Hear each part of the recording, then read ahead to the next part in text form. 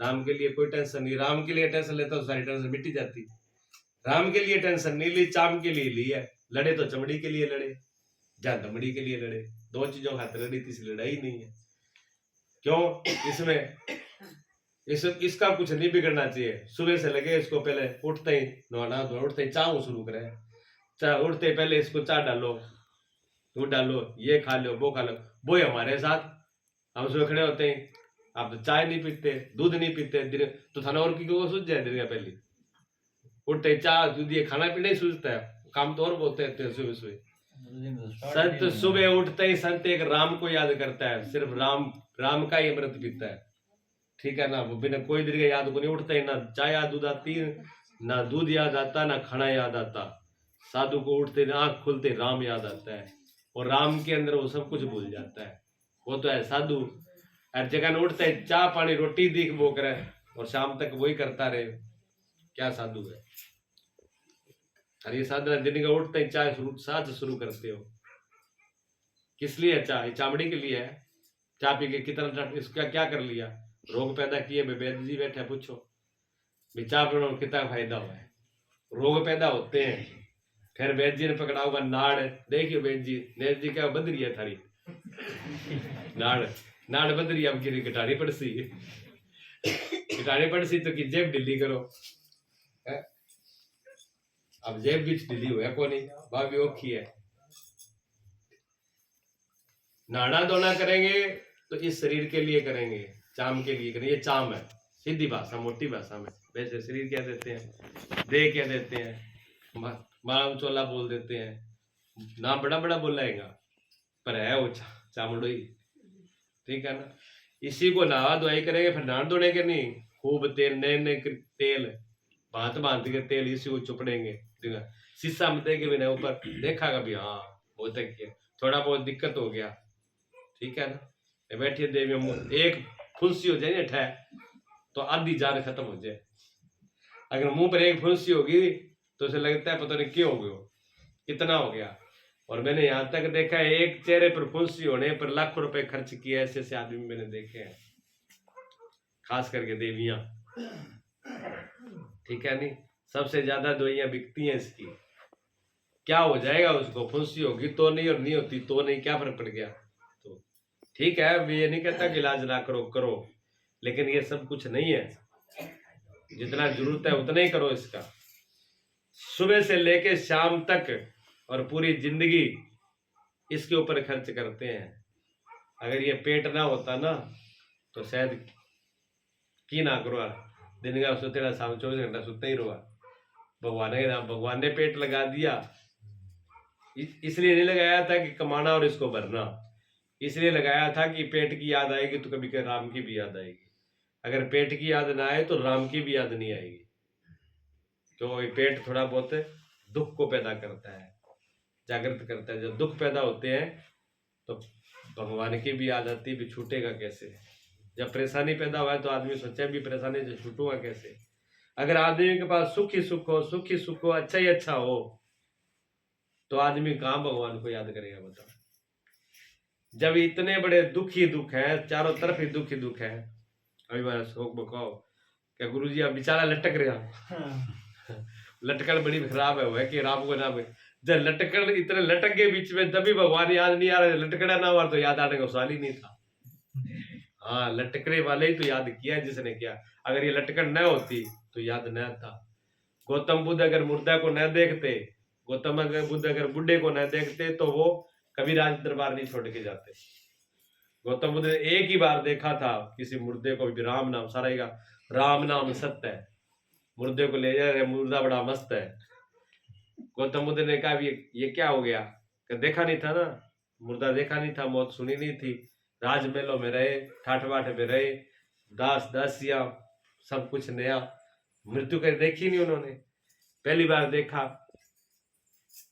वजीर ने कहा कि महाराज आदमी मर गया। आदमी मर जाता है? कहा, तो इसका मतलब फिर मैं मरूंगा। 16 साल की उम्र थी गौतम बुद्ध की, इसका मतलब मैं मरूंगा कि बिल्कुल मरोगे। उन्होंने कहा महाराज जो इस पे अभी आप जवान हो, मरने की बात ना करो, पर यह बात सत्य है कि जो पैदा हुआ है वो मरेगा। तो गौतम बुद्ध ने कहा वे समझ लो भी मैं अब जिंदा नहीं हूं। अगर मरना ही है तो मुझे ये जानना भी जो मरता कौन नहीं है। अगर मरना ही है तो मुझे इस चीज का ज्ञान करना भी मरता कौन नहीं, अमर कौन है। वो अमर होने वाली चीज क्या है। अगर वो है तो ठीक है, अगर मरते ही हैं तो फिर यहाँ फायदा ही क्या जीने का, फिर सब बेकार है। वहीं से जंगल की तरफ चल दिए। लोगों ने समझाया, मंत्री ने समझाया, महाराज पीछे देखो, आप एक राजकुमार हो, राजमहल पीछे वो महल है, वो महल में मुझे आग दिखाई दे रही है। आपको वो महल दिख रहा है, मुझे उसमें आग की लपटें दिखाई दे रही है? जिसमें मृत्यु मृत्यु दिखती हो, जहां आग ही आग जलती हो, वहां आपको महल और सुख दिख रहा है। मेरे को ना सुख दिख रहा, ना वो महल दिख रहा है, वो आग है। संसार, एक संत हुए भोले बाबा जी, कहती है संसार जलती आग है, इस आग से झट भाग कर आ शांत शीतल देश में, हो जा अमर हो जा अजर। कहते ये आग जो है, ये आग, ये संसार जलती आग है। आग का मतलब समझते हो क्या होती है? आग को मतलब समझते हो मनफुल जी? आग को मतलब बोलो आप। नहीं थे थरकन पूछो पहले आप बताओ आग का मतलब क्या है, हम बाद में करूंगा। कोई रूप, किस रूप में है, किस रूप में आग लगी है? वो आग नहीं जो जो चूल्हे में जलाते हो, लकड़ी जलाते हो, उस आग की बात नहीं कर रहे। वो आग किसी को नहीं जला रही। जिस आग से रोटी पकाते हो, जिस आग से अपने शरीर को सेकते हो, जिस आग से आप भोजन ग्रहण करते हो, जिस आग से आप प्रकाश उत्पन्न करते हो, वो आग किसी को परेशान नहीं करती। उस आग से कोई नहीं बढ़ता।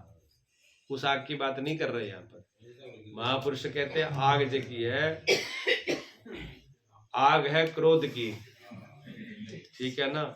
क्रोध की आग में जो जलता है वो बाहर से तो नहीं दिखता, पर उसकी छाती जिसकी जलती है उसको पता है। आग है ईर्षा की, जिससे ईर्षा हो गई। कोठी अपनी घनी सुनी है, घर मकान बढ़िया है, घर में सब कुछ है, पर पड़ोसी वाली में ज्यादा क्या चमक है, आ ईर्षा है। अभी क्या इलाज है बता, तेरे को तो दे रखा है सब कुछ है, पर पड़ोसी वाली से क्या परेशानी है? जलन जो इसको बोलते हैं ईर्षा। भगवान ने मुझे सब कुछ दे रखा है, 2 आंखें 2 कान सारों की दे रखे हैं, पर जलन पड़ोसी से है, इन्हें क्यों दे दी? ये ईर्षा है। और इस ईर्षा के अंदर जो कुछ करेगा वो दुख भोगेगा। ईर्षा में जो कुछ करेगा वो क्या भोगेगा? दुख भोगेगा। और कोई बताओ, और कौन सी आग है? 2 आग मैं बता दिए, कर दिया, आप बताओ जिसको मालूम है। बोलना नहीं बीच में कोई फालतू, किसी गड़बड़ तो उठ के जा सकता है। तीसरी कोई है तो बताइए।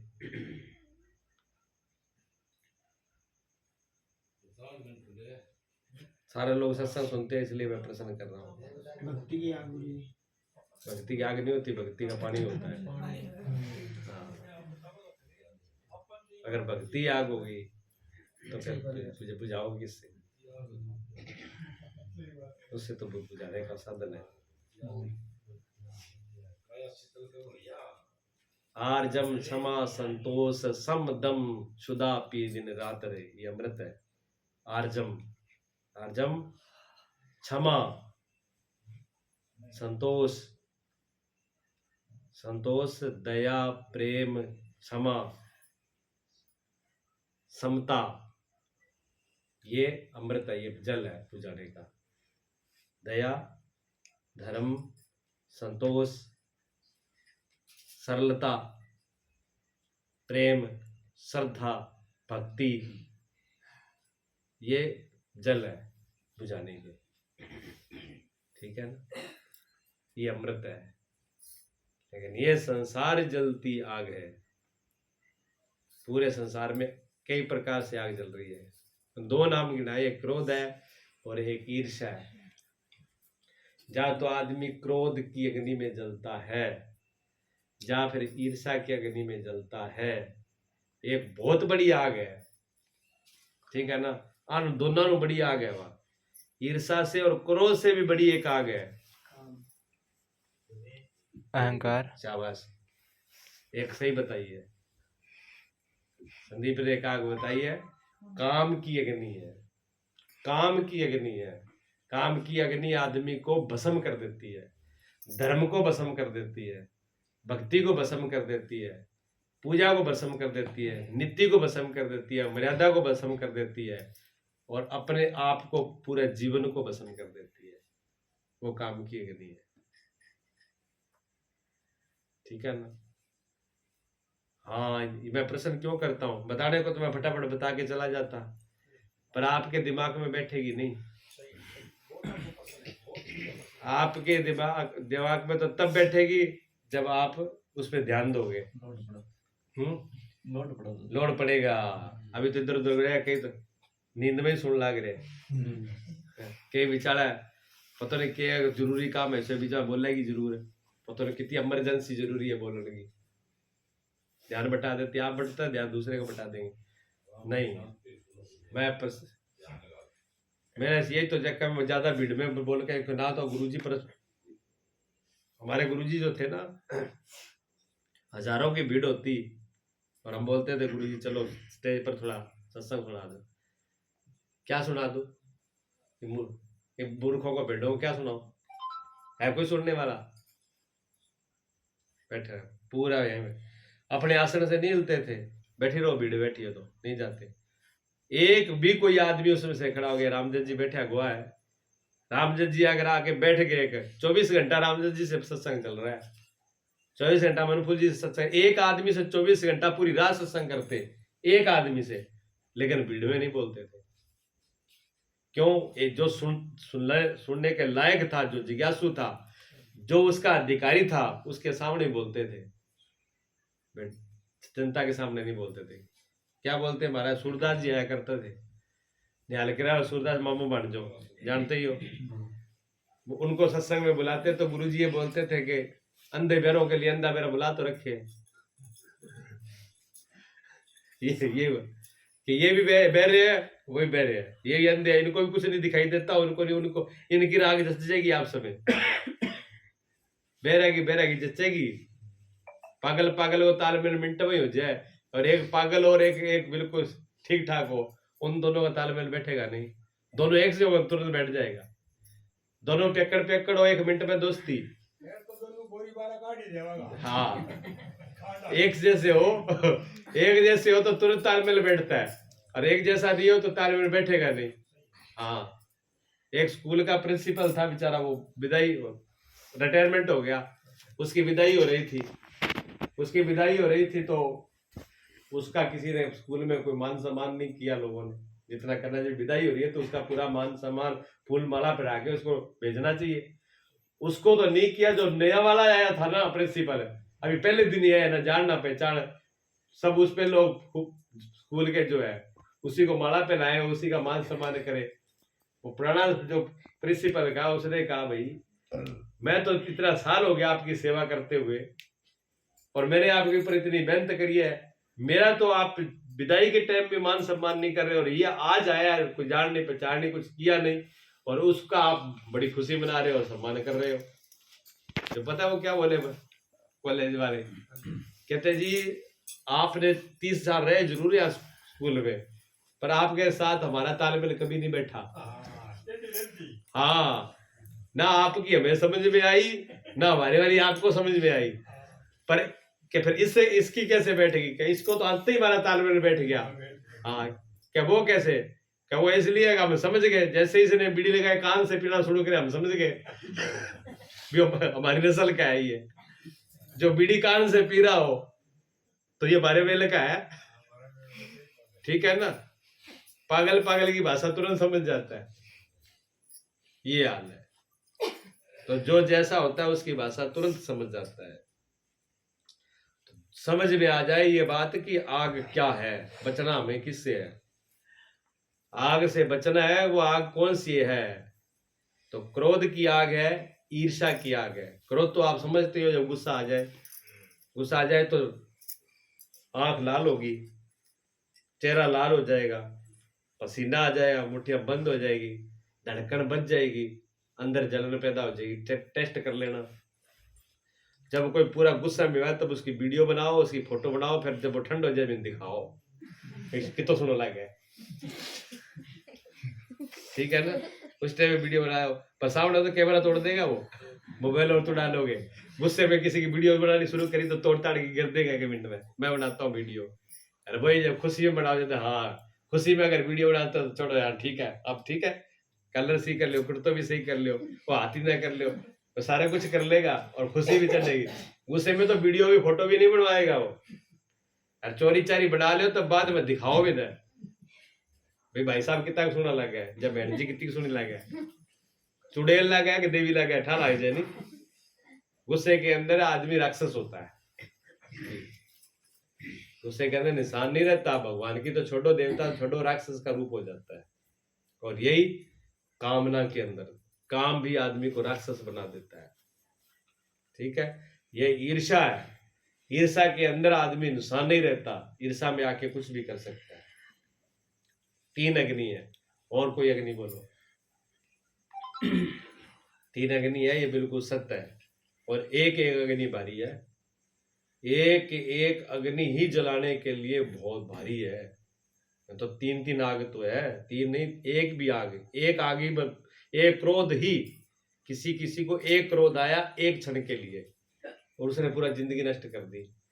जेल में जाकर, कभी जेल में गए हो ना, तो जेल जाल में जाकर वो जेल के जो कैद में पड़े हैं उनसे किस पूछना, तो उसमें कोई कोई बताएगा आपको तो भी जेल में कैसे आया, तो रो करके बताएगा। हम जाते हैं, मैं जेल में जावा, कई बार जाते हैं, हम बुला ले जाते हैं, जेलर बुला लेते हैं, कई बार फिरोजाबाद में जेल रहा वो बुला लेता है। तो वो जब हम जेल में जाते हैं तो सबसे मिलते हैं, बात कर लेते हैं। और कई बार मैं घूमता फिरता रहा, मैं ऐसे ही चला जाता हूँ, तो कोई रोकते नहीं, पुलिस वाले मना नहीं करते। तो हम चले गए, ले गए हमको। तो हमने एक बार पूछा, नई उम्र के लड़के थे 2, और वो बंद हो रहे थे। तो मैंने कहा बेटा आप तो नहीं, आप फिर इतनी जल्दी मतलब जेल में कैसे आ गए? कोई थोड़ी बहुत उम्र ले लिया तो ठीक हो। रोने लग गए दोनों जने, रोने लग गए कि क्या बताए जी, बहुत गरी। एक गुस्सा, थोड़ी देर का गुस्सा था, और गुस्से में आके भाई को गोली मार दी। गुस्सा तो 1 ही मिनट का था, अब सारी जिंदगी जेल में पड़े पछता रहे हैं। 20 साल की कैद है और वो पछताएंगे जेल में पड़े पड़े, उपाय कुछ नहीं है। गुस्सा कितनी देर का था? 1 मिनट का था। 1 मिनट के गुस्से में आदमी हत्या कर देता है, और उस हत्या का परिणाम पूरी जिंदगी भुगतना पड़ता है, बचता नहीं है। क्रोध इतना भारी है, देख लो। एक है। और ऐसे ही काम में अंधा हुआ आदमी पूरे परिवार को, पूरे खानदान को, पूरे जीवन को और पूरे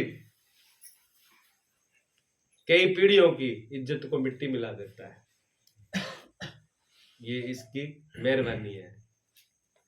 और ईर्षा वाला आदमी ईर्षा में आकर के पता नहीं क्या कर दे। शिव पुराण के अंदर एक कथा है, शिव पुराण में एक कथा है कि एक ही राजा की 2 पत्नियां थी, जिसमें एक पत्नी को बच्चा था और एक पत्नी के बेटा नहीं था। बच्चा, अब बेटा था तो राजा जो है उस बेटे को खूब खिलाए, खुश हो, रानी भी खुश हो। अगर वो उसके अंदर ईर्षा न हो तब तो वो ये समझे भी मेरी बहन का बेटा मेरा ही बेटा है।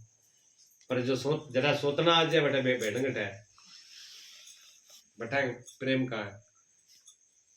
कहते सोतन चूनगी बुरी, कहावत है। काटे की बड़ी होती, सोतन भी नहीं देख देख आग लगी रहे, इतनी बुरी है ये ईर्षा। इसको ईर्षा बोलता है, ईर्षा बता रहा हूँ आपको, ध्यान दो उसको, ठीक है ना। अब वो इतना उसके अंदर इतनी होने लगी ईर्षा कि इसका बेटा मेरा ही तो बेटा है, मैं जिसको पति मानता हूं उसी का तो ये अंश है, और जब मेरा पति खुश है उससे, हमारा कुल खानदान उससे चल रहा है, और वो इनकी सेवा कर रहा है, मेरी भी सेवा करेगा। अगर इतना संतोष हो तो सब कुछ है। लेकिन वो संतोष नहीं, एक बात, ये बेटे को खिला रहा है, ये रानी से खुश रहता है। हालांकि वो प्रेम उसकी कमी उसको भी नहीं है, राजा दोनों रानियों के लिए कोई कमी नहीं है, कोई खाने में नहीं, पहनने में नहीं, मान सम्मान में नहीं, कोई सेवा में कमी नहीं, हर चीज की इच्छा उसकी पूरी हो रही है, उसकी पूरी हो रही है। लेकिन फिर भी मेरा इसका बेटा मेरा बेटा नहीं है। बेटे को राजा खिलाए तो भी उसको जलन, और कोई खिलाए तो भी उसको जलन। वो अंदर ही अंदर अंदर अंदर उसे ईर्षा भर गई। और पूजा किसी करते हैं? शिव जी की। भगवान शिव की पूजा कर रहे, पूजा शिव की करने वाले। अब शिव की पूजा वो भी करती है जिसके बेटा है, और शिव की पूजा वो भी करती है जिसके बेटा नहीं है, दोनों। अब जिसके अंदर इतनी ईर्षा भर गई हो कि वो बेटे को देख करके राजी नहीं है, वो पूजा किस काम की है बताओ आप? है कोई काम की? दिन को लेके शाम तक शिव जी के पास में लेने लगी रहेगी, दे लोटा दे लोटा दे लोटा। है, मैं ये नहीं कहता पूजा करना गलत है, मेरे भावना शब्दों को गलत अर्थ नहीं लेना। पूजा करना सही है, खूब पूजा करो दिन के साथ में, पर पूजा तो खूब करो, पर उसका फल हृदय में नहीं आए, उसका भाव हृदय में नहीं आए, तो पूजा नाटक है, पखंड है। अगर उसका अर्थ ही आपके हृदय में नहीं आ रहा तो वो पूजा पखंड होगी, और क्या हो गया? भगवान के ऊपर तो श्रद्धा और प्रेम इतना है कि पूरे दिन लोटा जल सब कुछ कर रहे हो, लेकिन जो भगवान का बनाया हुआ इंसान है उससे को देख करके खुश नहीं, उसको देखते ही जलन होती है, गुस्सा आता है, तो फिर वो पूजा कहाँ रहेगी बताओ? भगवान का रूप अगर पत्थर में दिखाई दे रहा है तो इंसान में क्यों नहीं दिख रहा? पत्थर वाली मूर्ति तो इंसान ने बनाई है, और इंसान वाली मूर्ति भगवान ने बनाई है। जो भगवान ने बनाई है उससे तो नफरत है, उस मूर्ति से तो, और जो इंसान ने बनाई है मूर्ति उससे प्यार है। कितनी समझदारी है। मैं ये नहीं कह रहा हूं कि मूर्ति पूजा मत करो या किसी को पूजो मत, मेरा अर्थ यह नहीं है, पर मेरा अर्थ ये है कि जिसको आपको भगवान देखना चाहिए उसमें भगवान आप क्यों नहीं देखते? आदमी से तो नफरत है, आदमी तो एक दो रोटी बढ़ा के देगी, उसे 4 बार चिड़पिड़ करेगी। और शिव जी को लोटो से डाल पूजा करना मैं मोड़ो ना उपजे, आदमी बोले भूखे उठ जाए, ये पूजा है? नहीं पूजा रहे। पहला धर्म निभाओ, पहला धर्म है माता पिता घर में है उनको भूखे नहीं होने, दूसरा धर्म है पति और बच्चे भूखा नहीं होना चाहिए। ना तो बच्चा भूखा हो, ना पति भूखा हो, ना बड़े भूखे हो, उसके बाद में आप भगवान की पूजा करियो। भगवान की पूजा करना भी जरूरी है, सिर्फ उतने करने से। बहुत से लोग कहते हैं घर में माँ बाप हुआ है तो के मंदिर में जानो और के तीर्थ में जानो और के घट जानो, नहीं, ये गलत है, मैं इसके पक्ष में भी नहीं हूँ। भगवान अपनी जगह पे, तीर्थ अपनी जगह पर है, दूसरा अपनी जगह पर, बच्चे अपनी जगह पर है, पर सबसे पहले माँ बाप बड़े बुजुर्ग है, उनका मान सम्मान उनको देखना ये जरूरी है। लेकिन उनका ही सब कुछ नहीं है कि भाई खत्म हो गया, नहीं है, ये पहले उनका करना जरूरी है।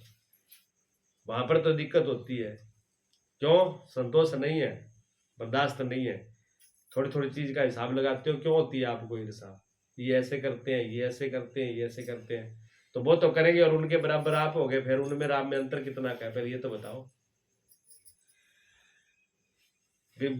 बड़े बूढ़े हैं, उनका तो दिमाग आउट हो ही गया, वो तो जो मन में आते हैं वो बोल देते हैं, और उन्हीं के बराबर आप बोलते हो, और वैसे उत्तर आप देते हो, और वे भी की बराबरी आप करते हो, और फिर उसमें और उसमें फिर क्या अंतर है? कोई अंतर नहीं रहा, कोई भेद नहीं रहा, हम वहीं खड़े हुए हैं। फिर उसकी बुराई, उनकी बुराई, उनका गलत बोलना, उनका दिमाग काम ना करना, वो हमको अखरता है, और वैसे उनके बराबर हम बन रहे हैं। फिर कितनी की समझदारी है? समझदारी तो वो कि उसके अंदर भी आप वैसे के वैसे खड़े रहो, आप बिल्कुल शांत और निर्बल। भगवान कृष्ण देखे आप, भगवान कृष्ण के सामने कितना विरोध होता रहा, सामने मुंह तक, सारा मुंह पर तो कौन बोल रहा है? भगवान के सामने मुंह पर बोला, ये चोर है, ये फंगा है, ये छिनरा है, इसके कुल खानदान का पता नहीं, इसकी माँ बाप कौन है ये पता नहीं। भगवान के सामने पता नहीं क्या कहा। भगवान मुस्कुरा के चले गए। भगवान मुस्कुराते, हाँ, शिशुपाल को बोला भी 101 गाल काटा देते थे, की को पर तेरा उधार मेरे हाथ से होना है, और वचन दिया हुआ 101 गाल निकालेगा तब तक तो भगवान खड़ते बड़े मस्ती मुस्कुराते रहे, गुस्सा नहीं किया भगवान ने। जब पूरी हो गई कहते ले भी शिशुपाल अब तेरा काम पूरा हो गया, मेरा वचन दिया वो पूरा हो गया, अब तू तैयार हो जा, अब तो इस लायक नहीं है। खत्म किया तो गुस्से में आके नहीं किया। भगवान ने अगर किसी पे हथियार उठाया तो गुस्से में नहीं उठाया, उतनी शांति से उठाया जितनी शांति से बात कर रहे थे। क्यों? अपने आप, गुस्से का मतलब था अपने आप को जलाना। अपने आप को जलाया नहीं उन्होंने। राम भी लड़े रावण से, लेकिन आप चेहरे पे देख लेना कहीं गुस्सा हो उनके, ऐसे लड़ते हैं गुस्सा ही नहीं, बिल्कुल शांति लड़ रहे, जवाब दे रहे हैं, लेकिन गुस्सा नहीं है। दूसरों को देख करके अगर हम वैसे ही हो गए जैसा दूसरे वाला है तो उसमें और हमारे में कोई अंतर नहीं है। जरूरी नहीं है कि गाली का जवाब गाली ही होता है, गाली का जवाब मौन भी होता है, चुप रहना भी होता है। किसी ने गाली दी, वहां अगर चुप कर गए तो इसका मतलब ये है कि गाली आपने ली नहीं उसकी। अब ये है, मैं इसको पकड़ाऊं ये और ये ना ले तो, मान लो ये मैं पकड़ा रहा हूं, ये भी ले लो पकड़ लो, किसी को ही पकड़ाऊं, मैं उसको पकड़ा रहा हूं, अगर वो ये ना ले तो क्या होगा? मेरे हाथ में रहेगा ना। जब अगले वाले इसको मैं दे रहा हूं और वो इसको ले ही नहीं रहा है तो ये मेरे हाथ में रहेगा। किसी ने गाली दी और आपने ली नहीं तो किसके पास रहेगी? जिसने दी उसी के पास रहेगी। पर आप बड़े तैयार होते हो, कान ये इतना कान हो फिर इड्डा कान हो जाए, फटाफट गाल दे जी। वो तूड़ी वालों है भर दियो फटाफट। आजकल वो रखते हैं कूड़ादान, कूड़ादान बोलते हैं, वो गेट पर रखे होते हैं, शहरों में रखे होते हैं। जो भी फालतू चीज उसमें डालो, रेडी वाला आएगा वो उठा के ले जाएगा। इनको कूड़ादान बना रखा है। किसी ने चलते फिरते कुछ भी बोल दिया डाल लो, किसी ने बुराई कर दी, किसी लेना लेना ना देना नहीं, कि कोई किसी का कोई किसी का, कोई किन्ने लेगा किन्ने बाज गयो, पर मैं गाल दे उठ रहे। फिर घर जाके बंटा का वे पड़ोसी ने बंटा का, घर बंटा इन्ना बंटा और मैं तो नहीं बताऊँ अगर कहीं ना तेरा जब को नहीं तो आप रो आ गयो, पेट फूलने लगा गयो, सांस ऊपर नीचे हो गया, रोटी छोड़ दी, पानी छोड़ दिया, सारा कुछ छोड़ दिया। वो कब किसी को सोचा कद आवे, कद मैं सुनाऊं, कद वो अगला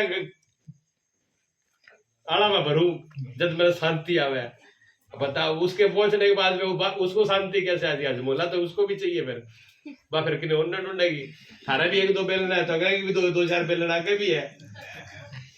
बेरो बड़े ये कुंड शुरू हुई है, ओला से कान में तो कुंड शुरू है और सुबह तक मालूम पड़ती है कि गौशाला वाली परली कुंड तक पहुंची, बेलना ही बेलना में पहुंचेगी भैया और पहुंची नहीं। बतायो कि नहीं कोई, बस सिर्फ एक दूसरे से दो नहीं बेरो है यहाँ से लेकर, लेकिन बात यहाँ से बात तक पहुंचेगी, पता यही है। और यहाँ तक नहीं, अब तो ये जूतियों आगे वो पता नहीं कहाँ पहुंच जाती है कहीं भी पहुंच जाती है, अब देर नहीं लगता। होड़ा सी फोन में धीरे से नंबर मिला आगे, मतलब नहीं बताऊं अगर ना बताई ये हो है बता, कोई लेना नहीं देना नहीं, और यहाँ से वहां बधाई बांट रहे हैं, इनको भर लियो, इनको भर भर के ए सरवण रंद तहे सरवण अहि रंद्र समाना, जा जो न सुने हरि कथा काना।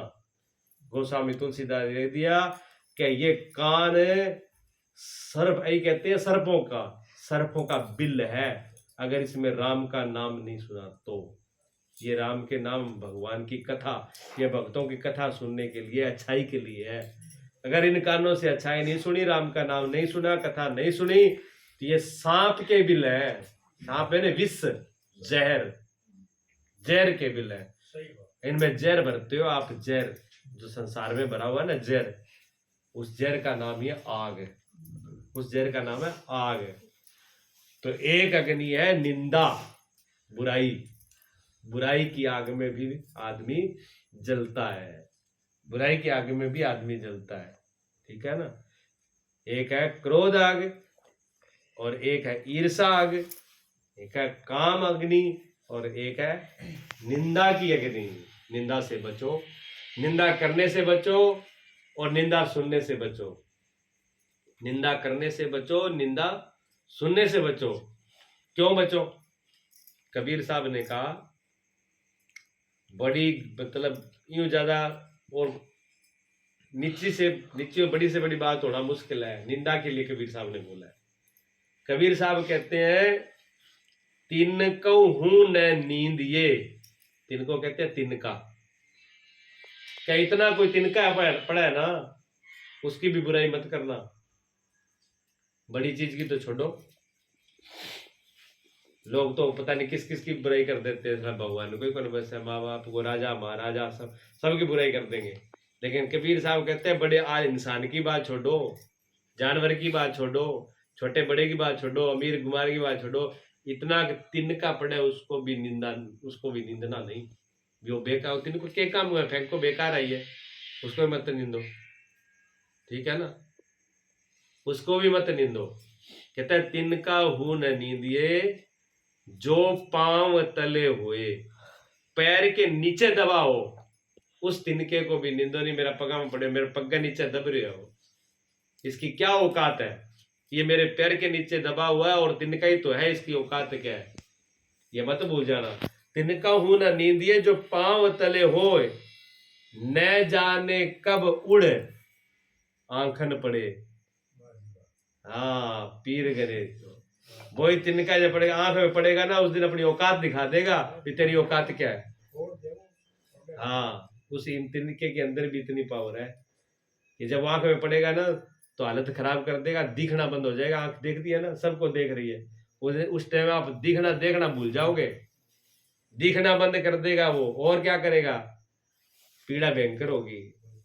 हाँ, पांव तिनका हूं न नींदिए जो पांव तले होए, उड़ आंखन पड़े, कब हूं उड़ आंखन पड़े, और पीर गनेरी होए, भयंकर पीड़ा होगी उस टाइम में, सहन नहीं कर पाओगे। कितनी बड़ी मानता है, कितना बड़ा तू अपने आप को मैं को समझता है, उस तिनके की बराबर तेरी औकात नहीं है, वो तिनका दिखा देता है कि तेरी औकात कितनी है। और निंदा ये कैसी करता है, वो मेरा बराबर क्या है, फलाना मेरा बराबर क्या है, औकात है भी नहीं, 1 मिनट में बोल देते हो आप, उसकी औकात क्या है, देख लूंगा मैं उसको, पता नहीं, जब पता नहीं औकात तो हमारी तिनके बराबर ही नहीं है, हमारी औकात तिनके बराबर नहीं है। हम दूसरे को चैलेंज करते हैं कि तुम्हारी औकात क्या है। हाँ, ये है। तो चौथी सबसे बड़ी अग्नि जो मैं बोल रहा था, इनसे सबसे बड़ी एक आग और है जिसकी मैं चर्चा कर रहा था। इन जितनी मैं बता दी ना, 3-4 बता दी, उनसे सबसे बड़ी आग है वो है अहंकार की, अहंकार की। अहंकार की अग्नि में आदमी बहुत ज्यादा जल रहा है। अहंकार की अग्नि, मैं की अग्नि है, वो छोटे से लेके झुग्गी वाले के लेके महल तक आग लगी हुई है। मैं की आग एक झुग्गी वाले से लेकर के, एक पैदल वाले से लेकर के, एक हवाई जहाज तक लगी हुई है, एक झोंपड़ी से लेकर के महल तक लगी हुई है। बचा है कोई बताओ, झोंपड़ी में रहे उसकी भी मैं, और जो महल में है वो भी। हाँ, आप क्यों बोल रहे हैं बीच में, खड़े होके बात जा सकते हो, जरूरी काम होता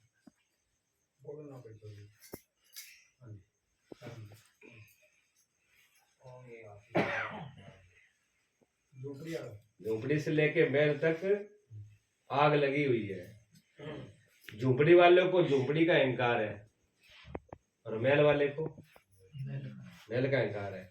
बच्चे को बच्चे का अहंकार है, जवान को जवानी का अहंकार है। आप सोचते हो बुढ़िया ने अहंकार को नहीं, जवानी वाले से ज्यादा अहंकार है बुढ़िया को। अगर जवानी वालों बात करे नहीं ये धोला ये को रेड़ा काल को टिक बात करे, ये नहीं है अभिमान है। हाँ, बोलने नहीं देते बुढ़िया बुढ़ी, बहुत ज्यादा अहंकार रहता है उनको। थोड़ी सी बात है, इतना बड़े आपने इतना बोला तो इतना सुनाएंगे, मैंने सुना है 3 पीढ़ी देखी, इसे सब दिन देख खड़ा है, हर सब धरे के था अटू लेके बरसर सत्ता पका जनता अरे लक्षण आवा है गड्डी आ गई सारे तत्व पानी पीता है, थारा फ्रिज है, सारे दिन बड़ा बड़ा दरखत नीचे पड़े रहता है, फ्रिज आके एसी बढ़ गया, थारे लक्षण आने लग गया। हमारी किस्मत है, अभी बारे में लेसी मिला है, गाड़ी मिला है, ठीक है ना, गाड़ी हमारी किस्मत है, एसी हमारी किस्मत है, फ्रिज हमारी किस्मत है, अब हवाई जहाज भेजने हमारी किस्मत है। अब थारी जमाने में नहीं थे तो हम क्या करें, थारी मोटी बुद्धि इतनी एक एक काउंटर का सिर पर चकता आ जाना का बुद्धि दिमाग करे बटनों काम करे आंगली हवाई तरफ काउंटर पर ऊपर जाता है। ये दिमाग है आवाज वालों को, अब वो दिखाते हम ऐसे थे अपने जमाने में। ये अहंकार नहीं तो और क्या है, अहंकार ही है। ये नहीं भी हमारी पीढ़ी में, आपके जमाने में फर्क है। तो किसी चीज का अभिमान नहीं दिखाओ। बच्चे का अभिमान अलग है, बुढ़े का अलग है, जवान का अलग है, गरीब का अभिमान अलग है और अमीर का अभिमान अलग है, सबका है। आदमी कहता है रावण को बड़ा अभिमान था। अरे रावण, मैं तो कहता हूँ रावण को अभिमान था तो वो जायज था। अगर रावण को अभिमान था तो वो जायज था अपनी जगह पर, नाजायज नहीं था। क्यों जायज था वो? क्योंकि रावण के पास, ये समझो उस जमाने में, आज के जमाने में जैसे सबसे अमीर अमेरिका जिसके पास सारी सुविधा है, रावण के जमाने में पूरे वर्ल्ड के अंदर नहीं, तीनों लोक में, अमेरिका तो सिर्फ धरती पर है और रावण तीनों लोक में था। तीनों लोक में रावण के बराबर में ना तो किसी के पास संपत्ति थी। क्यों? पूरी लंका ही सोने की थी। किसी का तो खजाना होता है इतना सोने का कि हमारे पास इतना सोना है खजाने में, इतना रुपए है, इतनी हीरे जवाहरात है। रावण के पास पूरी की पूरी राजधानी सोने की थी। है किसी की? बताओ आज तक पूरी राजधानी किसी के नहीं है। रावण की पूरी लंका सोने की थी, पहली बात ये। दूसरी बात, कुबेर का खजाना उसका वाला, कुबेर का खजाना उसके पास था। उसने, उसका भाई था कुबेर, रावण का भाई था कुबेर, जिसको भगवान शिव ने वरदान देके खजाने का मालिक बनाया था। रावण अपने भाई को एक दबका मारा, खोस लिया, खजाना मुझे दे दे। और पुष्पक विमान कुबेर को मिला हुआ था और रावण ने ले लिया एक मिनट में। सबसे उस जमाने का सबसे बढ़िया हवाई जहाज वही था, जो धरती पे भी चलता था, पानी में भी चलता था, आकाश में उड़ता था और मन की गति से चलता था और छोटा और बड़ा हो जाता। पुष्पक विमान ऐसा था भी कहीं चला लो उसको, धरती पे चला लो, आकाश में चला लो, पानी पर चला लो, ठीक है।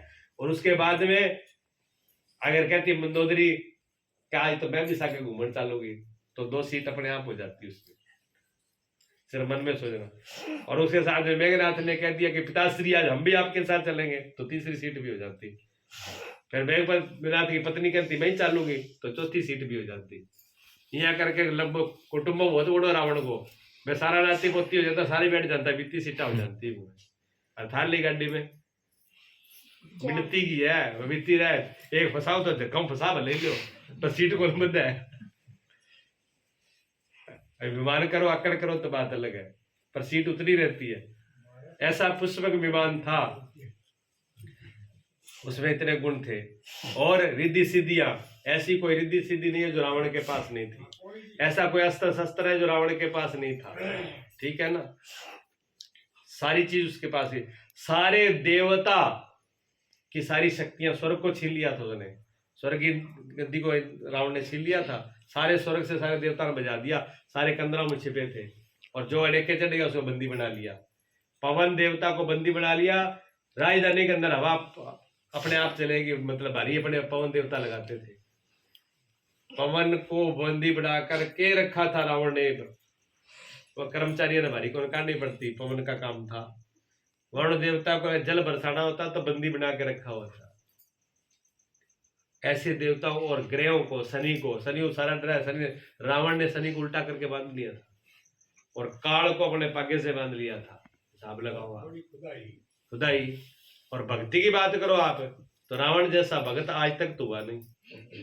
आज तक रावण जैसा भगत नहीं हुआ है। हाँ जी, 10 शीश चढ़ाए थे भगवान शिव को। शिव जी का पहला भगत है ऐसा, 10 शीश। ये 1 लोटो पानी भटुई नलका भरियो शिव जी वाला, और भट्टी लोटो चढ़ाया और फिर छोड़िए डेणिया गीता लोटा चढ़ाया, एक काम कर करे उन्हें। बताओ, शिव जी को पानी शिव जी ने चढ़ा के भी परियाकड़। और जिस रावण ने पूरा अपने 10 बार, एक बार ही नहीं चढ़ेगा आपसे, तो 10 शीश चढ़ा दिए उसने। ऐसे थोड़ी है ना, 10 बार शीश चढ़ाए रावण ने। उसका भगवान पे अहंकार नहीं होगा भी मैंने चढ़ाए। आपको एक लोटे का अभिमान हो रहा है और वो उसने 10 शीश चढ़ा दिए, उसको अभिमान नहीं होगा। विचार कीजिए आप। तो मैं इसलिए बोलता हूँ कि रावण का अभिमान जैस था, ऐसा भगत नहीं था। भगवान को प्रसन्न किया उसने हर प्रकार से। और संगीत की बात करो तो रावण जैसा कोई संगीतकार नहीं था। हाँ, रावण जब बीड़ा बजाता था तो बीड़े की टंकार से एक पूरे पहाड़ को उठा के दूसरी जगह रख देता था, हाथ नहीं लगाता था, इतनी कला थी उसके पास। और इतना शौकीन भी था। रावण की जो ध्वजा थी ना, रावण का जो झंडा था किले के ऊपर, जहाँ यहाँ पर हमारा तिरंगा और उसके अंदर अशोक का वो है चिन्ह, ऐसे रावण का बीड़ा था, झंडे के अंदर भी बीड़े का चिन्ह था। बीड़े का इतना प्रेमी था संगीत का। और रावण कवि इतना बड़ा था। आज भी जो आप पढ़ते हो शिव जी की स्तुति, शिव तांडव स्तोत्र, शिव तांडव स्तोत्र के रचिता रावण है। और सारे लोग पूछते हैं, रावण की बुराई करते हैं, रावण की बुराई करते हैं, उसी का लिखा हुआ पाठ करते हैं। कवि वो था, राजा वो था, नीतिज्ञ वो था। नीति ऐसी थी रावण की कि भगवान राम ने लक्ष्मण को भेजा था लास्ट टाइम में प्राण छोड़े तब, कि राजा और राजनीति सीख क्या रावण से। इतना बड़ा राजनीतिक था, नीति वाला था कि लक्ष्मण को भी राम जी ने भेजा था रावण के पास नीति सीखने के लिए। हर एक गुण उसके अंदर था, लेकिन एक ही अवगुण था, अग्नि। अग्नि जो थी ये आग, उसको भी जला दिया। रावण को भी उस आग ने जला दिया। अहंकार की आग रावण में थी भयंकर, उस अहंकार ने रावण के पूरे कुल को जला दिया। और कामना की अग्नि, ये सब कुछ है। क्या रावण के पास रानियों की और दासियों की कमी थी? कोई कमी नहीं थी। सीता को उठा करके ले आया। मेरे घरे मेरे कोई कमी नहीं है स्त्रियों, लेकिन राम के पास तो एक ही थी भाई। कौन सा भाई? क्या किया फिर? उसका परिणाम क्या हुआ? विनाश पूरे का पूरा। ये आग है, ये आग है जो जला दी। तो मैं क्या, सबसे भयंकर आग है, सबसे भयंकर आग है अहम की, अहंकार की। ये आग, ये संसार जलती आग है। इस आग से भागकर आ शांत शीतल देश में हो जा अमर। एक संत के, बहुत अच्छे संत है, उनके वचन है, ठीक है ना। ये आग है, ये संसार जलती हुई आग है। इस आग को समझ लो। और ये आग बाहर से नहीं आती है। बाहर से आग आती तो प्रबंध कर लेते, कोई 2-4 फुहारा लगा देते। सरपंच जी ने कहते चुरा चुरा के फुहारा लगा दो कि घर बन लेना, प्रबंध कराएंगे यार। पर आग फुट्टे ही ले पास बाला पास सरपंच भटके करे, क्या मंत्री क्या प्रधानमंत्री करे। आग जो है बाहर से होती तो मिटा देती सरकार है। गालियां सरकार को मिलती है, सरकार निकम्मी है, मंत्री निकम्मा है, प्रधानमंत्री निकम्मा है, क्योंकि आग नहीं बुझ रही। आग वो बुझा ही नहीं सकते, क्योंकि वो बाहर की आग होती तो बुझा देते। आग तो हमारे अंदर से है ना, आग हमारे ही अंदर से है, और ये आग हमारे अंदर से बुझेगी। और इस आग को बुझाने का उपाय सिवाय सदगुरु के और कोई नहीं है। बिना गुरु के इस आग को कोई मिटाने वाला दुनिया में नहीं है, कोई नहीं है। भगवान भी नहीं मिटाएंगे। हाँ जी, भगवान भी इस आग को नहीं मिटाएंगे, बात ध्यान रखना। इस आग को मिटाने वाला सिर्फ सदगुरु है। इसलिए सहजो भाई ने कह दिया, हरि बिसरूं पर गुरु ना बिसरूं। हरि को बिसर जाऊं, भगवान भूलो तो भूल जाओ। क्या भगवान ना याद आवे तो ना हो, कोई दिक्कत नहीं। भगवान याद नहीं आ रहे तो ना हो, कोई दिक्कत नहीं है, भूल जाए तो। लेकिन गुरु को नहीं भूल सकती मैं। तो किसी ने कहा कि सहजो भाई अब कोई बात ज्यादा ही कौन कह दी भी, बात तो बड़ी तो नहीं, बड़ी होगी भी। जिसने सब कुछ दिया, सहजो भाई से कहा भी, जिस भगवान ने आपको परिवार दिए, माँ बाप दिए और ये शरीर दिया, वो भगवान छोटा हो गया और गुरु बड़ा हो गया? उसने कहा भगवान ने, सहजो भाई ने कहा कि भगवान ने ये दे दी, लेकिन संग में 5 चोर दीने। क्या भगवान की कृपा तो नहीं करी बने, वो शरीर दियो, पर सगे आग क्या खतर दी भी? आग क्यों दी? भगवान फिर जो शरीर दे दिया, दे दिया, ठीक है, मैं भी धन्यवाद करूं, गुणगान गाऊंगा। ये साथ में बीमारी क्यों दी? मैंने सो के गुरु जी नामो नाम तो लिया, पर बीमारी साग है, आग को मिटा नहीं, चैन को लेने दे। ये आग क्यों दे दी साथ में? टिकने तो नहीं देती, बैठने नहीं देती है, ये आग ऐसी है, ना भजन करने दे ना बैठने दे। सहजो भाई ने कहा भगवान ने शरीर दिया ठीक है, पर ये बीमारियां क्यों दी साथ में? ये कामना क्यों दी? ये क्रोध क्यों दिया? ये लोभ क्यों दिया? ये अहंकार क्यों दिया?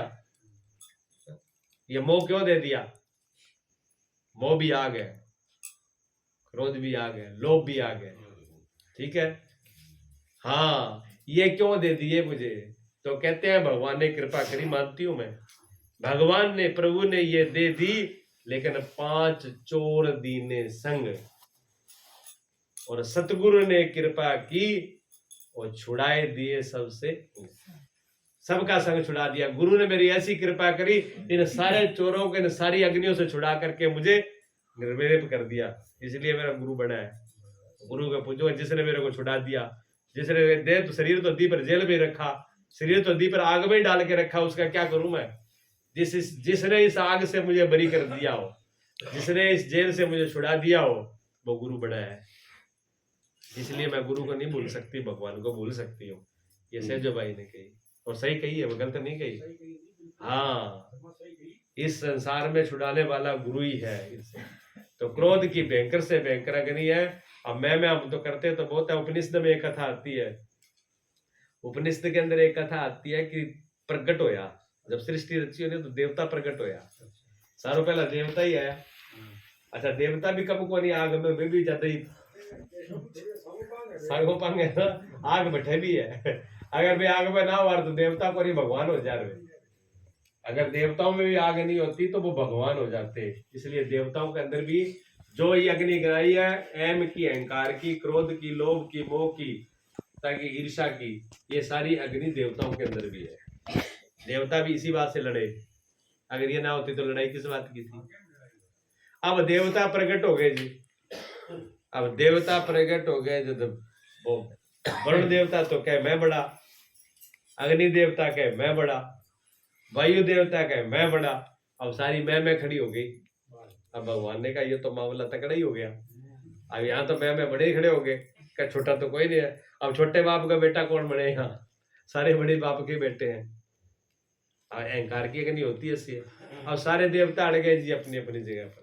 वो कहता मैं बड़ा हूँ, कहता मैं बड़ा हूँ। ये उपनिषद में लिखी है, कथा है पूरी। प्रकट होते ही देवता सब बड़े बड़े करने लगे। तब बीच में एक दिव्य पुरुष आया, उसने कहा जी बात ऐसी है, बड़ा तो हम मान लेंगे, आप बड़े हो, आप क्या कर सकते हो ये बताओ। तो वरुण देवता ने कहा मैं क्या नहीं कर सकता, प्रलय ले आ सकता हूँ, सबको डुबो सकता हूँ, पूरी धरती ने पानी के अंदर समा दूं। ठीक, उससे पूछा वायु देवता से, महाराज तुम क्या कर सकते हो? उसने कहा मैं एक फूंक मारू ना तो ना ये धरती थे ना चांद तारे दिखेंगे, सबको पार कर दूंगा, ना तू जाएगा। आई बात सही है, इतनी मेरे में ताकत है। अच्छा, अग्नि से पूछा तू ही बता दे। उसने कहा मेरी ऐसा सबको भस्म कर दे एक बारी में। तीनों ने बता दिया।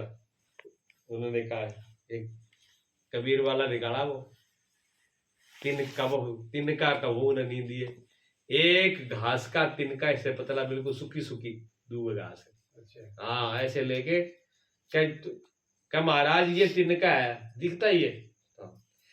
अग्नि देवता को कहा कि इसको जला दो, पहले तेरे को नंबर देता हूँ बिट्टू। हाँ, तेरा मतलब जा कि तू पूरी दुनिया जला सके, तेरे इतनी पावर है, जैसे कर इस तिनके को जला। अग्नि देवता ने कथा लिखा है, ऐसा ही लिखा है उपनिषद में कि एड्यू लगा के चोटी तक पूरा दम लगा दिया, भी तिनका टस से मस नहीं हुआ, जला नहीं, ताकत लगा ली उसने अपनी पूरी। अग्नि देवता पसीनो पसीन होकर के बैठ गया। अग्नि देवता हार सिर ऊपर नहीं हुआ, अग्नि देवता का नीचे डाल करके वहीं बैठ गया। ठीक, हार मान ली। अब वायु देवता ने कहा तेरा करे बड़ा, तू तो की कर सके, प्रलय कर सके, तो ले भी इसी को, तू भी इसी को उड़ा दे। अब वो लगा जी उसको उड़ाने के लिए, उड़ाने की तो छोड़ो, बिगस आया तो जैसे भीम जा रहे थे फूल लेने के लिए जंगल में, आगे हनुमान जी जो है वो बंदर का रूप बना के वहां पड़े थे महाभारत के युद्ध से पहले। महाभारत के युद्ध से पहले हनुमान जी ने, क्योंकि दोनों भाई थे ये, क्योंकि दोनों पवन के अंश है, तो उसको शिक्षा देनी थी भीम को। अब भीम जो अपनी आकड़ में था, जिधर रोका था इधर नहीं जाना भाई, मैं जाऊंगा जरूर, तो हनुमान जी बैठ गए थे। अब बुढ़ा सा बंदर पड़िया पूंछ उठवा के बिठा दियो। अब भीम तो भीम है, ए बानर, देखो भाषा ही तकड़ी हुआ है, अहंकार की भाषा ऐसी होती है।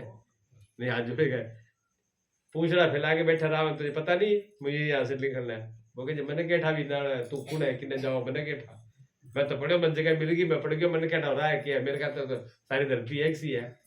अब जानवर ने थोड़ी बेरो बैठा रहा है कि अठा महल है, कि अठा घर है, कि अठा जमीन है। क्या ये कुत्ते को पता है? कुत्ते को ये पता नहीं होता। ये रास्ता है, कुत्ता रास्ते में बैठे तो हम कहते हैं देखो है नहीं, कुत्ता राइट है था बैठने के लिए, वही राह ये आपको आपका बनाया हुआ है, आपके लिए राह है, कुत्ते के लिए नहीं है, ना गाय के लिए ना भैंस के लिए है। भैंस के लिए तो सिर्फ धरती है, उसको पता ही नहीं राह क्या होता है और घर क्या होता है, इसलिए भैंस कहीं बैठ जाएगी कहीं पेशाब कर देगी, कुत्ता कहीं बैठ जाएगा कहीं अपना काम कर देगा, उसको ज्ञान पता नहीं है, ये आदमी को ही पता है भी क्या चीज है। मान के लगे भी मुझे क्या पता ये रास्ता है और तुम भी कोई चीज है मनने को जानो। अब तो भीम और चिड़ गया, कहता चाहिए मेरे को भी नहीं जानता, मैंने दुनिया जाना है, बंदर कौन जाना है, और आदमी की हालत आई है, पड़ोसी कुतियों कौन जाना नहीं, दुनिया जाना है बंदा जाना कौन, मैं कौन हूँ, पड़ोसी कुतिया ने पूछ गया तू कौन है बस भुगता टप्पड़ फोन देगा तो बस पकड़ते पड़ोस वाला कुत्ता नहीं निकलने देता, वो भी हट जाता है, और वो अपने आप चौधरी बनता है, जानता नहीं मैं दुनिया जानती है मैं चौधरी हूँ। एक कुत्ते के पास, गधे के पास भी अपनी पहचान नहीं है, जो लोगों में दुनिया में झंडा गाड़ के घूम रहे हैं कि हम पता नहीं कितने जानने वाले हैं, इस पहचान का कुछ बढ़ने वाला नहीं है। भीम को और अहंकार हो गया, अच्छा तू नहीं जानता जी, मैं तो नहीं जानता, उसने ज्यादा बातें तो करनी है, पूछड़े उठाए फेंक, इधर हटाए उसको, कि महाराज बुढ़ा हूँ, खून चक्का नहीं जाता, अब उठा नहीं जाता, गोड्डा दुख है, दर्द है, मुढ़े गोड्डा वाली जाई को नहीं। अब भीम कह लेगा गोड्डा गोड्डा को पता नहीं चलेगा ना पूछड़ा को पता चलेगा, अभी कह रहा हूँ हटा ले इसको। उन्होंने कहा महाराज हम बोल दिया ले ही नहीं जाता, तो फिर तुम ही हटा जाओ, ऊपर से निकल जाओ, ऊपर से कैसे निकल जाऊं। देखो भीम चाहते तो पूछड़े के ऊपर से निकल सकते थे ना, भीम पूछ के ऊपर से नहीं निकले, छतरी था, छतरी था, योद्धा था, समझदार था, ठीक है ना। अगर हम लोग कोई बैठा होता है ऊपर से निकल जाते हैं, इंसान पे निकल जाते हैं, पशु पे निकल जाते हैं, किसी के ऊपर से निकलने का कोई अधिकार नहीं है, मूर्खता होती है। हाँ हमेशा सोचे जाओ, अगर कोई जीव है पैरों के नीचे उसके ऊपर के मत निकलो, पासा दे के निकलो, अपराध होता है। हम लोग गौर नहीं करते, क्या फिर क्यों सुते हो, मैं टप गया पाकर, क्यों टप गया भाई, वो सुता था तू तो नहीं सुता था, वो बेहोश था तू तो बेहोश नहीं था, उसको तो पता नहीं, तो तेरे को तो अकल है निकलने वाले को। जीव नहीं बचेगा, इंसान ही बचाना है, इंसान का ही फर्ज है, तो नहीं माने वो। उन्होंने कहा ठीक है, तो मैं फिर कहते नहीं ऊपर से निकलते तो महाराज आप ही उठा दो। भीम ने गुस्सा किया, संकल्प किया, मन के अंदर बोले तो नहीं कि ऐसा पकड़ के फेंकूंगा। 10,000 हाथी का बल भीम में था, 10,000 हाथी का बल भीम में अकेले में था। महाभारत के युद्ध में जिस हाथी को पकड़ के भीम ने फेंका वो ऊपर की मध्य रेखा से पार कर दिया, वापिस नहीं आए, आज तक ही नहीं आए।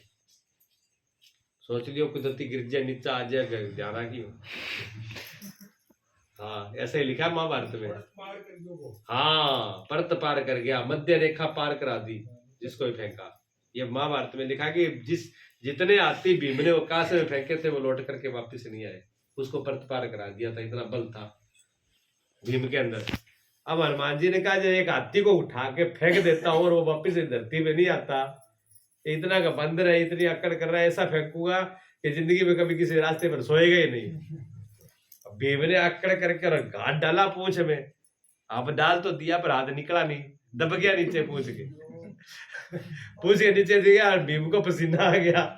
भीम को पसीना आ गया, बड़ी मुश्किल से दोनों हाथ बाहर निकाले, पर अकल थी, फिर भी अकल थी।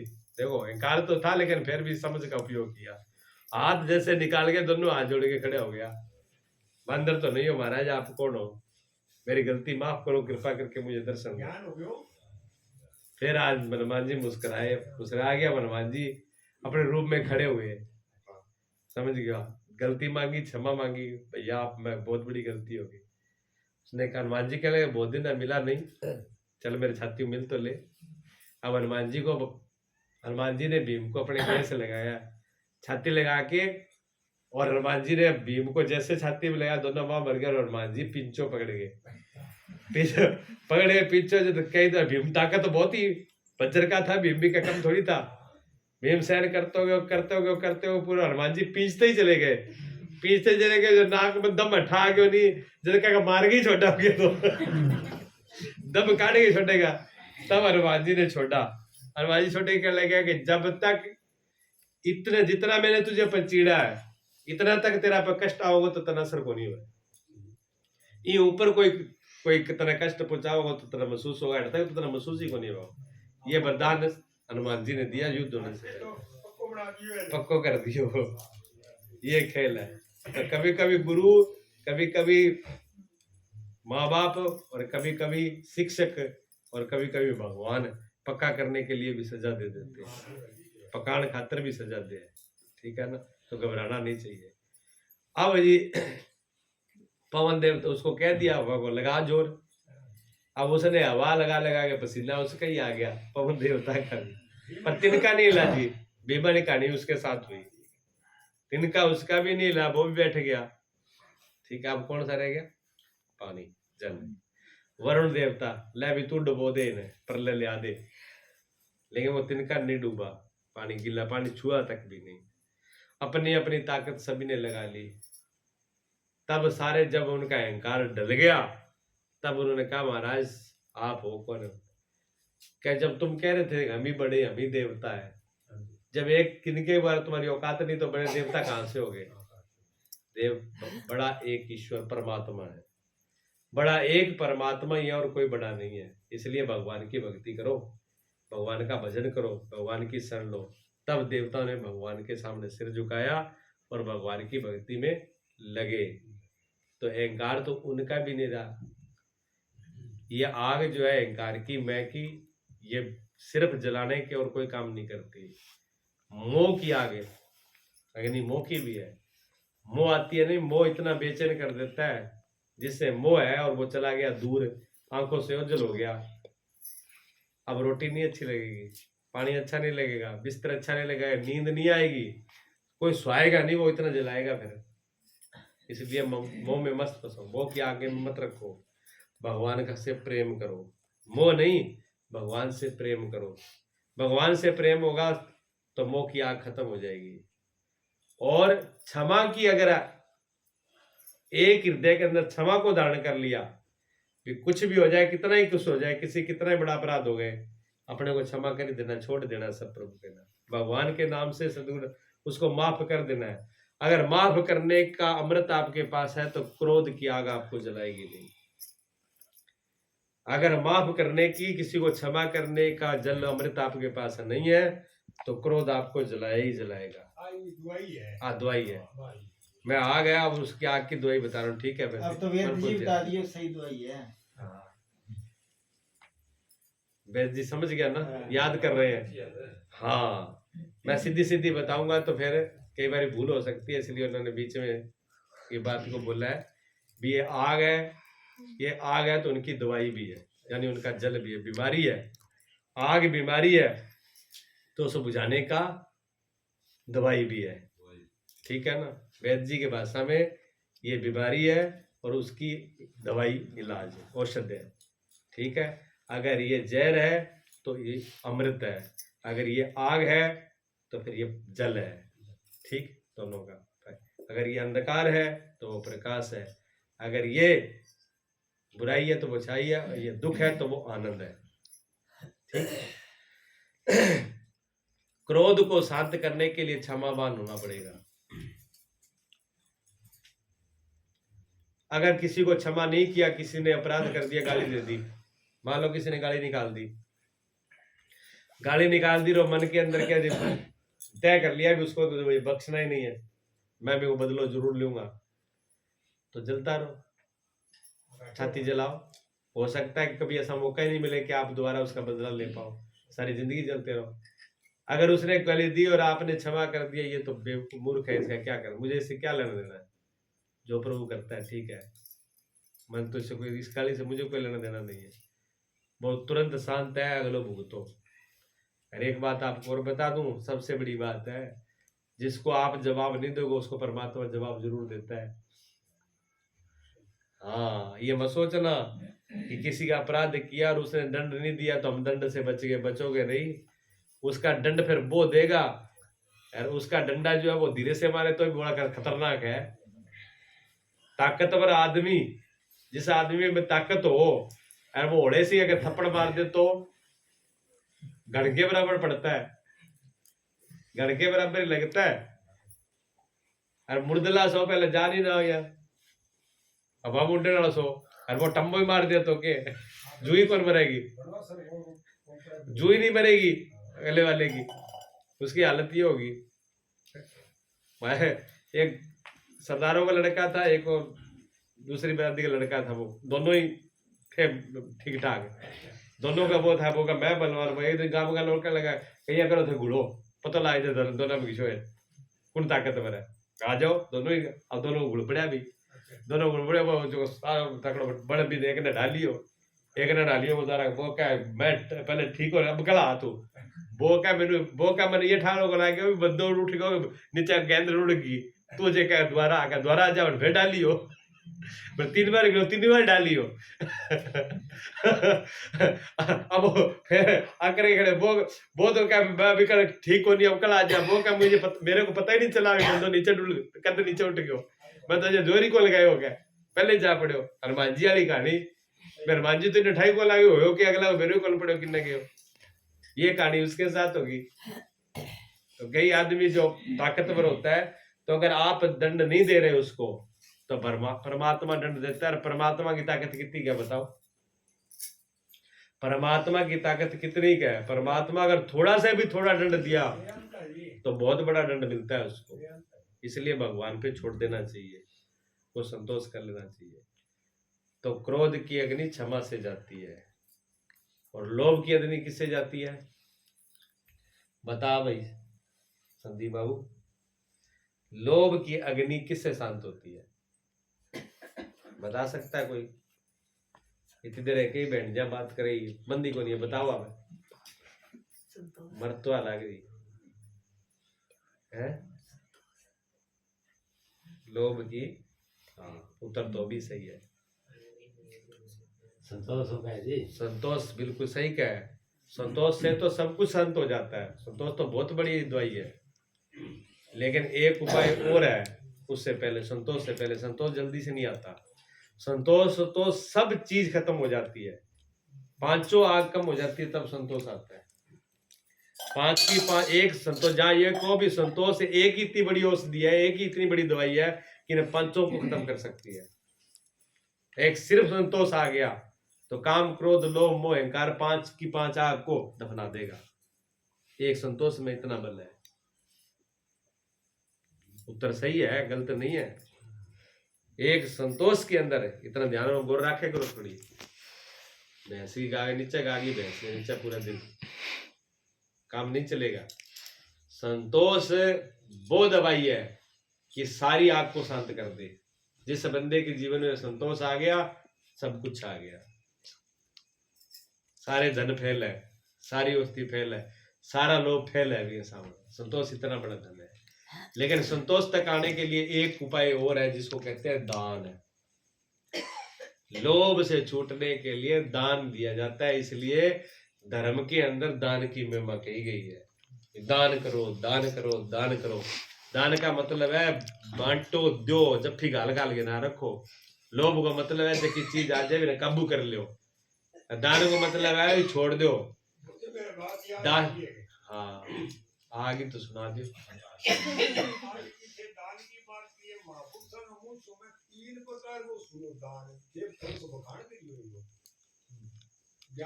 ये सुने हो नहीं, मैं बता दियो, फिर छुपा के क्या खतरा करें। मन तो मेरे को नहीं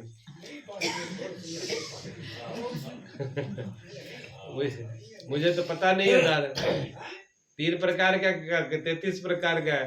अब पता नहीं 33 प्रकार में कौन से 3 प्रकार है।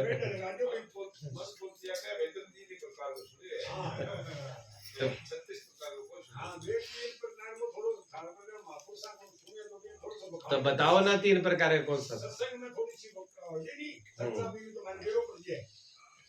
अब मेरे को तो पता है खुद ही नहीं, मैं क्या बताऊं।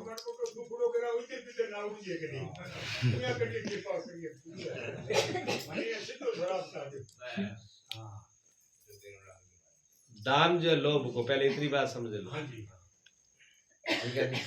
पहला जिंदगी मर जाए भी दवाई ले लो। ये तो पहला क्या है कि नाड़ी 3 ही होती है, कफ की तो बात तीनों नाड़ियां इकट्ठे बता दो है। कफ वाले इलाज कर दो, पित्त वाले कर दो, बात वाले कर दो, नाड़ू तीनों सके एक ही ठीक हो जाए। अब एक बदड़ी है पहले भी तो बैठ लिया, पहला पित्त वाली बदड़ी है।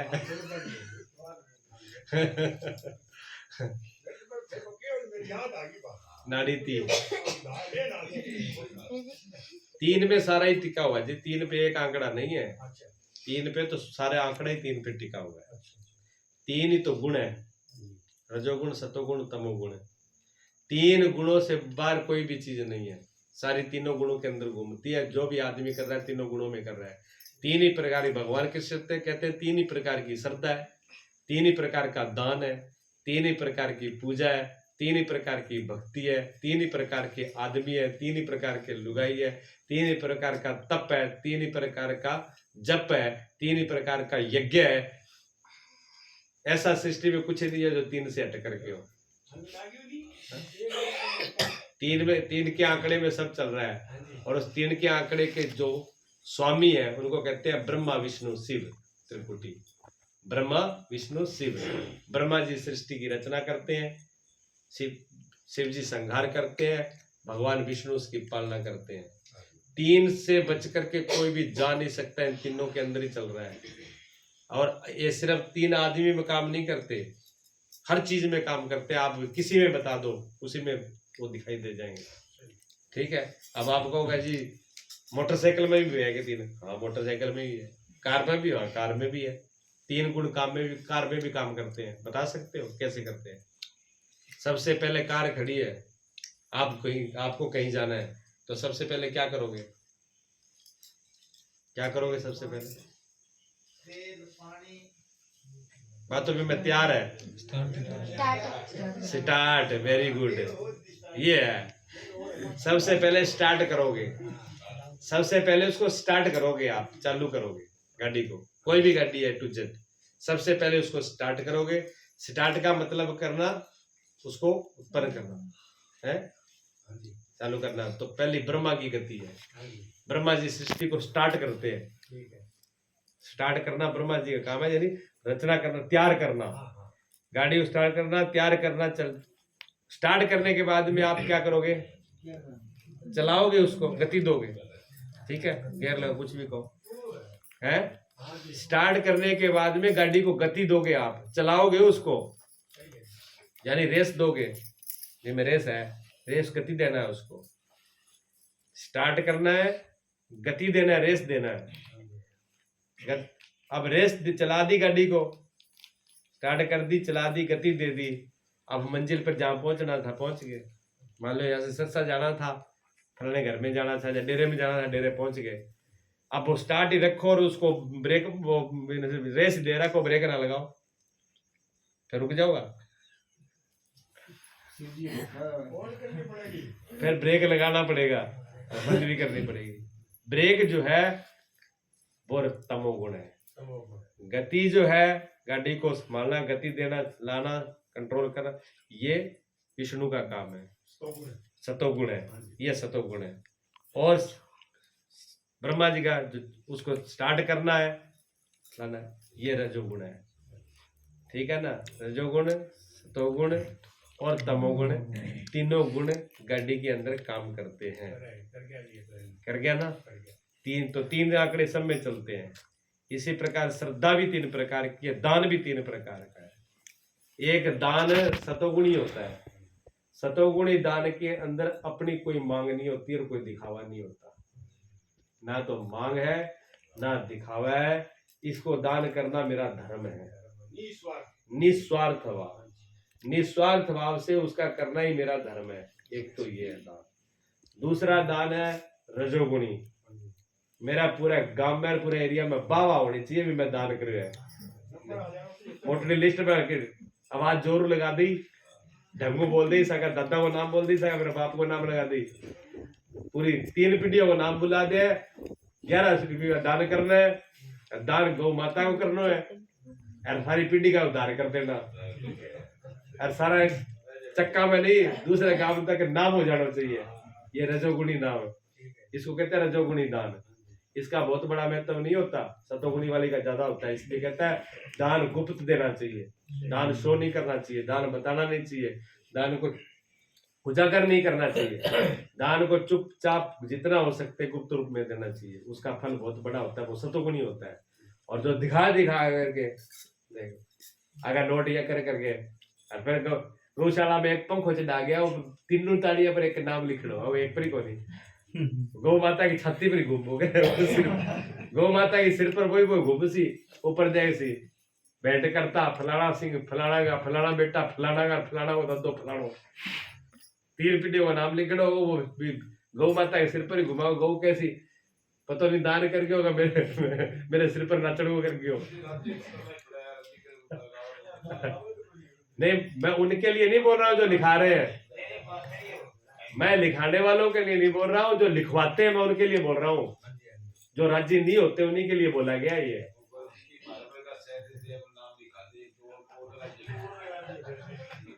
हाँ। लेकिन सच्चाई तो यही है, मैं भी लोभी ले फिर लेने वाला भी लोभी है।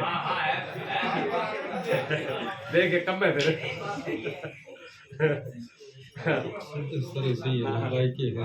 तो वो जो रजोगुणी दान जो है वो दिखावे के लिए होता है जी। और तमोगुणी दान कैसा होता है? तमोगुणी दान होता है दूसरे को नीचा दिखाने के लिए, दूसरे का नाश करने के लिए, दूसरे को जलाने के लिए।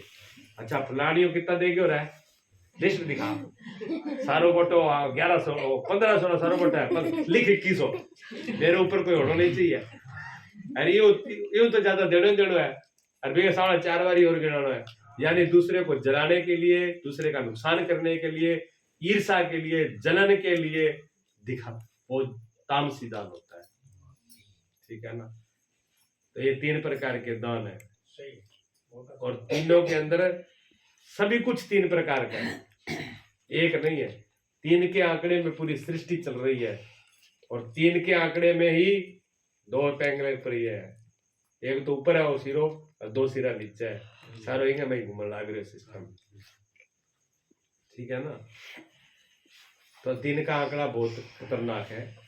तो दान जो है वो लोभ को कम करता है, इसलिए दान करना चाहिए। शास्त्रों में लिखा कि दान क्या करना चाहिए, शास्त्रों में लिखा कि दान क्या करना चाहिए, कहते जो सबसे प्यारी चीज आपको वो दान करना चाहिए। और हम क्या किसको क्या दान करते हैं? सारों बेकार चीज आखी काम ही को नहीं है। हाँ, जबकि चूंदड़ी कोई ना उड़ सके बाहर कर दो दान, बा घूमती रहे मेरे भाभी के ननदू भी ननदू भी ननद करे, भी ननदू भी ननद करे, ननद करो भाभी करो और भाभी को ननद करो।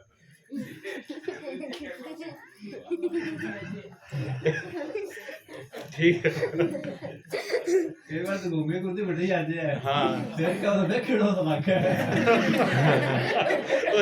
जब मैं बोल जावा बोल क्या घूम फिर के घर ही आ जाए क्या आ तो देख रही सी लगा आप ही लगा बाबा अपनी घूमू हुई बावड़ी होगी। एक तो ये विधान है। ठीक है ना? ऐसा दान जो है कोई काम का ना हो। अब देख लियो भी कड़क गुण लागी कड़क की खामे को रामदत्त जी ने कट्टो चका दो गौशाला रामदत्त जी 60 गोवार ख्वाबो कर सीवा बा गौ ने दे दो जब अपने हम खा नहीं रहे तो गौ माता क्यों लो? जूठा गला सड़ा तो गौ माता को देना ही नहीं चाहिए। हाँ, बेकार से बेकार चीज दान में नहीं दी जाती। अच्छी से अच्छी जो हमको प्रिय भोजन है उस प्रिय भोजन दूसरे को खिलाओ। जो प्रिय फल हमें फल है वो दूसरे को खिलाओ। क्यों खिलाओ? कि उससे जो मोह है, जो लगाव है, जो प्रियता है वो छूट जाए। वो इसलिए दान की व्यवस्था करे। भी पीसा बहुत ज्यादा पकड़ा इसलिए पीसे का ज्यादा से ज्यादा दान दो। करते करते दान एक दिन मन के अंदर उसका देने का भाव से वो मोह कम हो जाएगा। हाँ, वो अगर बेटे से ज्यादा प्यार है तो बेटे को अपने से दूर भेज दो। सेवा में भेजो उसको, अपने से दूर रखो उसको। जितना दूर रखो बेटे से मोह कम हो जाएगा। ठीक है ना? माँ ने बेटी बहुत ज्यादा प्रेम हुआ है, कहते बेटियां ने सासरा गाल दिया। और बेटी ने माँ ज्यादा प्रेम हुआ है, इसलिए भगवान ने विधान में लगा दिया भी बेटी माँ का सागर कदे रहेगी को नहीं, सासू सागर रहेगी। और सासू सागर सारे बेरो है भी कितों को मोह है। वो बड़े वो हो ही नहीं पाता। सासुर बहू को मोह कभी वो हो नहीं पाएगा। भगवान ने आंकड़ा ऐसा बना दिया कि बस कितनी सारा रहे फिर दूरी रहेगी, चिपके को नहीं रहे। भगवान का धन्यवाद दो, बहू सासू की ना बने तो कोई बात नहीं हो तो को नहीं। तो दान है, चलो हंस रहा हूं मैं। प्रेम तो रखना सबके साथ चाहिए, पर दान जो है वो लोभ को छुड़ा देता है। हाँ, ईर्षा नहीं करना। ईर्षा छुड़ाने के लिए क्या करना चाहिए? दया। बड़े को देख करके आपको ईर्षा होगी, बड़े को देखकर आपको दिन आएगी, बड़े को देख के आपके अंदर जलन पैदा हो गई। बड़े को देख करके खुशी का अभाव होना चाहिए, अभाव होना चाहिए, प्रसन्नता होनी चाहिए। भगवान को धन्यवाद देना चाहिए भी चलो एक को तो भगवान ने समर्थ किया है, एक को तो भगवान ने अच्छा किया है। ये तो कम से कम मेरे दरवाजे पर भीख मांगने के लिए खड़ा नहीं होगा, ये तो कमजोर नहीं है। अगर मेरा पड़ोसी अगर अच्छा है, बलवान है, समर्थ है, तो भगवान ने धन्यवाद देना चाहिए। कम से कम मैं तो समर्थ नहीं हूं, पर मेरा पड़ोसी तो इतना अच्छा दे दिया कि कभी भी आधी रात मेरे को काम आएगा, कभी आधी रात मेरा सहयोग करेगा। और पड़ोसी अगर गरीब दीन दुखी है तो जब भी भूखा प्यासा होगा मरेगा तो आपको दरवाजे पर कुछ ना कुछ उसको दे करके करना पड़ेगा उसको। तो भगवान का उसमें धन्यवाद करना चाहिए। अगर अपने से कमजोर आ गया कोई तो उसको देख करके अहम की अग्नि नहीं करना चाहिए, अहंकार की अग्नि नहीं दिखाना चाहिए, फिर उसको दया करनी चाहिए, उस पर दया करनी चाहिए भी मेरे को भगवान ने समर्थ बना दिया, मेरे को भगवान ने सब कुछ दिया है, इसके पास नहीं है तो मैं इसकी मदद करूं। एक भिखारी जब गेट पे खड़ा होता है तो उसको देख के अहंकार मत करो, उसको देख के भगवान का धन्यवाद करो कि इस वाला कटोरा अगर मेरे हाथ में होता तो फिर मेरे साथ क्या होती। आज कटोरा वाला मेरे को भगवान ने इतना समर्थ किया है कि कटोरा मेरे हाथ में नहीं पकड़ाया, कटोरे में कुछ डालने वाला मुझे बनाया है, तो मैं कुछ डाल करके भगवान का धन्यवाद ही दूं। तो उसका उस पर दया करनी चाहिए, दया की अग्नि से वह छूट जाता है। ठीक है ना? और प्रेम की अग्नि से लोभ की अग्नि खत्म हो जाती है। लोभ मोह जिसको बोलते। प्रेम की अग्नि से जो ममता है, जो ममता है ना, मोह है, जो मोह है, ममता है, मोह ममता अगर नहीं छूट रही है तो भगवान से प्रेम और भगवान के सबको समझ करके कि जो कुछ भी है सब भगवान के है, ऐसा समझ करके सबसे प्रेम करो तो मोह ममता छूट जाएगी, सब में प्रेम हो जाएगा। तो इन सारी आग से शांत हो जाएगा। और कोई रही है तो बताओ, और कोई आग बची तो बताओ, उसकी दवाई बता दे। बोल रहा हूं तो मैं है, कोई रहेगी तो बता देना, किसी समझ में नहीं आई तो दोबारा दोहरा दो। अच्छा निकल गया क्या? तो ठीक है, निकल तो गई ना। बोलिए सतगुरुदेव भगवान। ये तो टाइम